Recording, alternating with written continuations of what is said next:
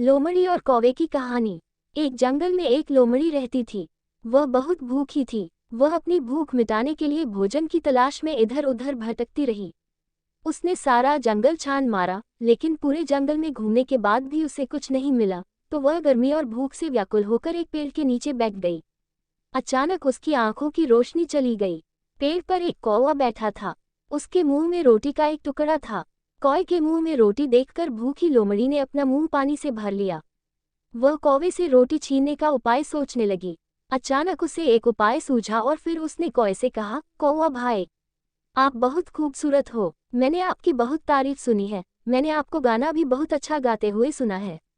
मैं आपकी सुरीली मधुर आवाज का दीवाना हूँ। क्या तुम मेरे लिए गाना नहीं गाओगे? कौवा अपनी प्रशंसा सुनकर बहुत प्रसन्न होता है। वह लोमड़ी की मीठी बातों में आ गया और बिना सोचे समझे गाना गाने के लिए अपना मुंह खोल दिया। जैसे ही उसने अपना मुंह खोला, रोटी का टुकड़ा नीचे गिर गया। भूखी लोमड़ी ने तुरंत वह टुकड़ा उठाया और भाग गई। ये देखकर कौवे को अपनी मूर्खता पर पछतावा होने लगा। लेकिन अब पछताने से क्या होना था। चतुर लोमड़ी ने कौवों की मूर्खता का फायदा उठाया। शिक्षा। हमें झूठी प्रशंसा से बचना चाहिए। कई बार हमें ऐसे कई लोग मिल जाते हैं जो अपना काम निकालने के लिए हमारी झूठी तारीफ करते हैं।